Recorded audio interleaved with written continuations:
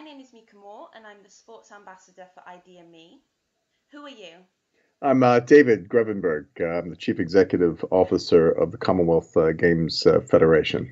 David, from some of the research I've done about the Commonwealth Games Federation, I've seen a few things, the tagline being humanity, equality, and destiny. Uh, for yourself, working as part of the Commonwealth Games Federation and your previous work with para-athletics, how do you feel the Federation ensures diversity in sport is promoted? Yeah, if we talk straight to the values, I think it kind of says it all. Humanity. It's all about people, equality. It's how you give people access, include them. We have a very strong focus on issues of equality and social justice. And then destiny. It's about how do we create opportunities that unleash, unchain, unshackle, and help people, obtain their ambitions and their aspirations. I mean, ultimately, we're in the business of creating people's proudest moments. And as a result, I think the Commonwealth Games Federation, because of its history, because of the leadership that has been in the Commonwealth, and also because of some of the modern ideals that are enshrined in the Commonwealth Charter, we have a very unique and special place in the world, and in the world of sport, that we can move the dial on some big issues, but also showcase the ultimate power of sport to bring people together. I completely agree with you on bringing people together there. I think that as someone who's competed in one of the Commonwealth Games at Glasgow, I think that the community feel of the event was just incredible. Something that I won't ever forget. More current news, David. Northern Ireland lost their bid to host the Youth Commonwealth Games recently, Yes. 2021. But the bidding will be reopened. But what effect do you think this has on youth sports? I think it's really just a sign of the times. Whether it's the youth games, the main games, whether it's the Commonwealth Games or the Olympic Games or many other events, we are all faced with similar challenges, but also similar opportunities. That when bidding for these events, governments, cities in particular, who host these events, are having to justify the investment and the expenditure in contrast to many other priorities.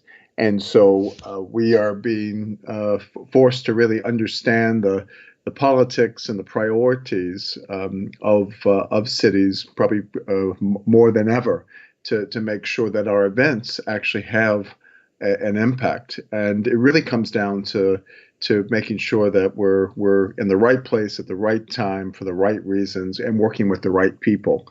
And if there's any type of political instability or financial uncertainty and so forth, we really need to question whether or not an event is best fit. And as you will have seen, both a very difficult decision we had to take on Durban 2022, where we were looking to host the 22nd Commonwealth Games a couple of years ago. We had to make a difficult decision to postpone those ambitions until a later date when South Africa would be in a better position to meet the requirements of hosting the games. We've had a similar situation in Northern Ireland as a result of some of the political uncertainty. So, I think it's really about the Federation being a good games host and games partner, and working very, very closely with cities to understand what is realistic and what is in the best interest of people. And that's why we sometimes need to make difficult decisions, but ultimately they're the right decisions for people. Is it something that we might see in the future where it might not just be one city hosting the games, but maybe a joint to take the pressure off of funding? Yeah, I think we've had a number of events that have hosted you have a primary city. So you look at Glasgow as an example, where you have it was Glasgow's Games and Scotland's celebration, because you had various sports that were sprinkled across the rest of Scotland. But I do see, as you want to bring the power of these events and the positive power of these events and impact of these events to new and different locations, whether those are emerging markets or more sustained markets or even more regenerative markets. Looking at new and creative ways of making them accessible, inclusive, and impactful. I wouldn't. We certainly wouldn't take it off the table. In terms of joint proposals and joint bids. I think the biggest rationale for approaching any of these events is to make sure it can work within a finite budget, and ultimately the event acts as almost a stimulus package to meet some of the longer term sustainable development ambitions of hosts. And if that means spreading it out, we need to look at how that works and what experience is created as a result of that, and ultimately is it optimizing both the cost as well as the revenue usage as well. Yeah, and it's obvious that cost plays a huge part in hosting games, and it's a shame, because if that wasn't a factor, I think that every event would be incredible. But it's what makes it's what makes us work smarter and harder. Is having those constraints, is having and that's also part of the fun, is working within a finite budget, within a finite time frame, with really the distinctness of an environment. Kind of the good, the great, the bad, the ugly. You get to use all of that and try to make the world a better place through these events. And I really I've been doing this for about 25 years in various genres, and have just really enjoyed the challenge of working with diverse cities and diverse people to make the most of the power of sport. And these events have a really special place in creating some of people's proudest moments. And if we do it right, it definitely does that. Yeah, and you spoke there about working with diverse cities and people, and major sports are made up of great communities of athletes and coaches, families, officials. But as a community leader yourself, what voice do you want to project for the athletes? My entire sporting career, as well as just working in so many diverse groups over the years, working with marginalized groups, working with privileged and empowered groups.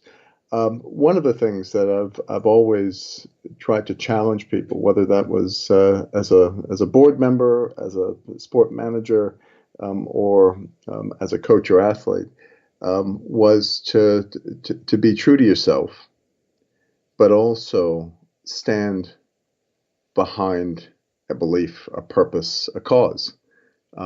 It's something that's bigger than yourself.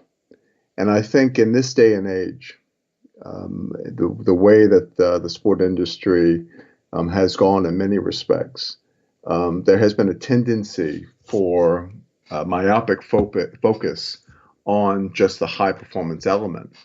And I think we see this flexing that sport is doing right now is going well beyond just what you've achieved in terms of high performance, but how you've achieved it and what that achievement means to not only yourself, but to others.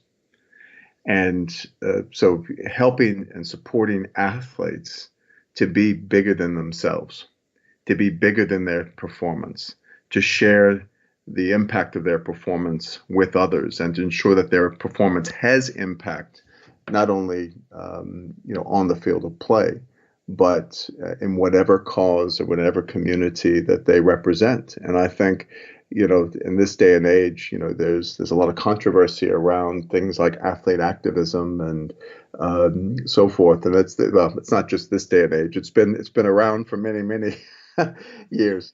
But I think the reality is that because of the world, the way the world is in terms of us being better connected and better informed than ever before, there's really no place to hide from these courageous conversations. And so we need to create a safe place for those courageous conversations and the ability for athletes to take brave and bold action. And I think that's very much in the near future of sport. I think we'll start to see more athletes standing up for causes, being better connected with their communities, and ultimately standing by their principles and their beliefs. And I think that's something that is quite. It's not only quite noble; it's inspiring. And provocative, and I think that's what sport. That's another rich thread that sport can offer the world. And to have athletes that do sort of step outside the norm or the box is an incredible inspiration to other athletes. And it leads on to my next question. That you spoke previously about qualities that you think inspirational leaders in sports should have, and you said one of the words there. You said that they should be daring and be provocative, and these are great qualities that I think people like Serena and Colin Kaepernick have. But what's your opinion on the Nike commercial? Do you think that was a great line to go down? I think people have questioned Nike's sincerity. After all, Nike is a for-profit business. However, Nike is also a brand, and your brand personality is a measure of beyond just what you sell. You are also what you represent. And I think it's lifestyle clothing, high performance gear for athletes, and the brand is synonymous with the athletes that they represent, or the athletes that represent the brand. So it's very intricate, particularly when you're talking about sport or athletic equipment and clothing. And so I think Nike's bold position and brave position, by supporting the right for peaceful protest. Has certainly got people talking, and it's certainly got arguments on all sides. I think so. I think there is a place. I think we're starting to move. One person's protest is another person's advocacy campaign, and I think brands are going to start to champion causes, much like, because athletes are champion causes. And, it's not just about the performance I do on the field, but it's what and who I represent off the field. And I think that's something that is starting to come forward, as we start journeys of truth and reconciliation. And we start to see, from addressing issues around the legacy of slavery, or the persecution of indigenous people, or legacies of sectarianism, persecution of LGBTI, people, and just the human rights of people. I think what we're starting to see is more brands between the private, public, and third sector, because all of them have brands. UNICEF is a brand. Yeah. Nike is a brand. Glasgow City Council is a brand. All of those are brands. Each, David Grevemberg has a brand, but our brands are about the values that we believe, the culture that we create with those values, and ultimately the character and personality that we take action with. And, our character is, reflected in the decisions that we make and take. And our personality is very much in how we approach people, how we present ourselves, and how we engage. And so that really for me is very defining. I think Nike has taken a bold move to stand behind the beliefs.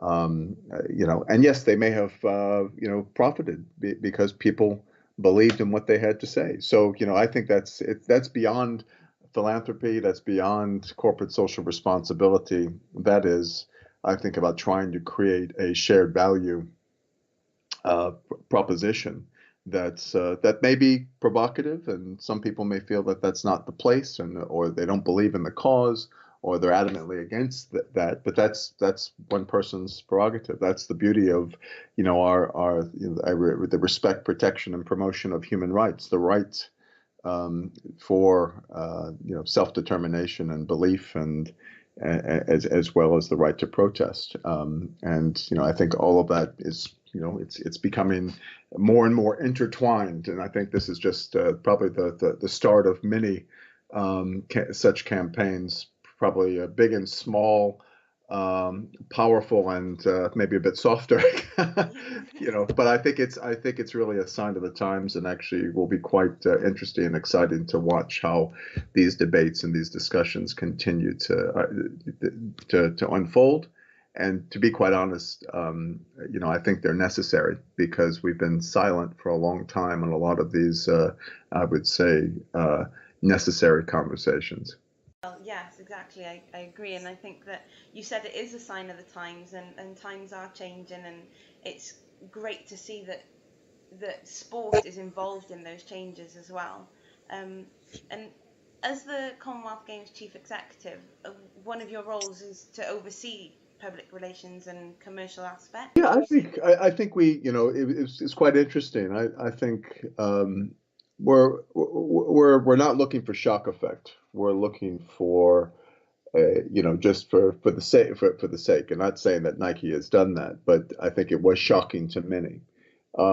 We have taken for example, in Gold Coast, we have taken a very concerted view at Indigenous reconciliation in Australia and the Commonwealth at large, and really started a conversation Commonwealth-wide with this opportunity that has been largely praised and embraced. However, we did have some critics that felt it that didn't believe that it had a place. Well, that's people's right to criticize that, whether you agree with it or not. But I think in large, we have received an enormous amount of I think praise and support for having these conversations and using the power of an event to shift the dial.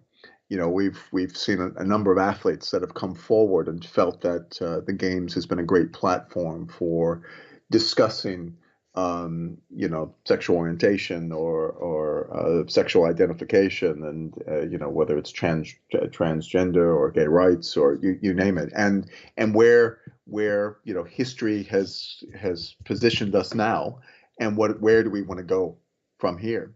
And so whether that has a direct impact on the Games is seen as a platform for some of those broader conversations. And so I think it's about ensuring that we're not politicizing it, but more humanizing. And I think there's a distinction there, is that, people make things political, where we all have a chance to humanize conversations and respectful debate, discussion, and I think also highlighting the richness of our diversity. And that's, sometimes that is uncomfortable, because we either haven't seen it or haven't had the opportunity to see something before, or to actually have that conversation put forward. And I'm hopeful that we will continue to be a brave and bold brand that has real relevance and resonance in the world, and can be a great contributor to the world of sport and to athletes, whether they're within the Commonwealth or outside the Commonwealth, achieving great things on the field of play, but also importantly standing up for their principles, beliefs, and their sense of identity and belonging, which I think is really, really important in this day and age. I think we need to unite around big issues, and major sporting events, and sport in general has a wonderfully unique power, as many have said before me, to do that. I mean, we've talked about a lot of inspirational people there, but even yourself, you're a great inspirational leader. You've awarded with an honorary degree for leading the 2014 Commonwealth Games. Yes. You've had, that was quite surprising and quite special.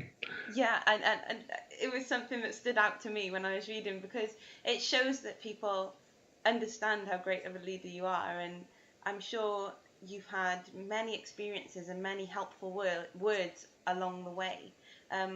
I read that you had some words from Lois Applebaker, who said, never put yourself in a position where you are 100% accountable and 0% in control. But what advice would you give to someone who's an inspiring leader like yourself? Oh goodness, it's a great question. My grandfather said to me once is that respect everyone and fear no one, and that played well in terms of sport. But I do think that has a place. Is that you should show everyone the same respect. Should always show people respect, but don't be fearful. As soon as you start to fear situations, you limit your ability to fully engage. And so it's having the courage and the confidence to come forward. So I've always felt, and is to remember that you should respect everyone and everything you do. But don't be fearful. Don't be fearful, and build the courage up and build the resilience to be courageous. And that is something that has panned well for me. Despite being put in uncomfortable conversations or dealing with challenging issues, being able to respectfully manage them at the same for in the interest of everyone, but also be courageous enough to make the right decisions. We're not measured on just what we achieve, but also how we achieve it, and those are all very, very relevant and important, I think, principles today. I'm a massive lover of quotes, David, and I love that. Only the fearless can be great, and it's actually from a Disney film because I'm a huge Disney lover. Oh, lovely! That's great. I love it. That's great. But even like yourself, I was taught it through sport, but I apply it to everyday life. And yeah, if you don't have that fear there, and if you're always striving for the best, then the greatness will come. Absolutely. David, my final question to you is that you, as part of your job, you have a lot of traveling, meeting a vast variety of individuals. But out of everyone you've met, or maybe you haven't had the privilege to meet yet, who would you like to meet, and what question would you ask them? Oh goodness, goodness. I may throw you a curveball on this, because I'll say that he's unfortunately passed, and we recognized his contribution to the world and to the Commonwealth in Glasgow. But Madiba, Nelson Mandela, I would have loved to have met him. So I've obviously read his biography, The Long Walk to Freedom, and I'm a very, I guess, a big advocate for issues around social justice. I think the number one question I would have asked him was, what did he feel the essence of resilience was or is? And you see it, but what is the essence of resilience? And is it belief? Is it a sense of identity? Is it a sense of belonging? What is it? And I would have. That's the one question I would have loved to hear him elaborate on. because I think that that's quite defining right now in this world. I think a lot of the challenges that we are seeing in the world of sport and the world at large have to do with the how we have nurtured resilience and individually and collectively. And I think there's some amazing stories of resilience, generationally, intergenerationally, and I think we need to tell those stories. And I think sport has an important role in that storytelling, as well as celebrating some of these amazing feats and endeavors and accomplishments. And so that's that would be the question I would want to have asked Madiba. Oh, brilliant. Yeah, resilience is an attribute that we see across so many inspirational sporting leaders and heroes that, yeah, if you were able to ask that question, it would answer a lot of answers, wouldn't it? Yeah, I think so. And I've just seen just so much from so many in this space, and that would be the one question I think in having followed his journey and his work and his impact on the world, that to simplify what is the essence of resilience, and to have been given some guidance and perspective on that from him, I think would have been quite remarkable with everything he's seen and experienced. Oh, David, thank you ever so much for allowing me to chat with you today. It's my pleasure. It's been incredible, and I was really excited to be able to talk to you, and I'm so grateful that I have been able to. I do understand your time is very precious at the moment. But yeah, thank you so much. Well, Mika, thank you too, and best of luck in getting your interviews and the show on the road, so to speak. Yes, yeah, hopefully the first of many.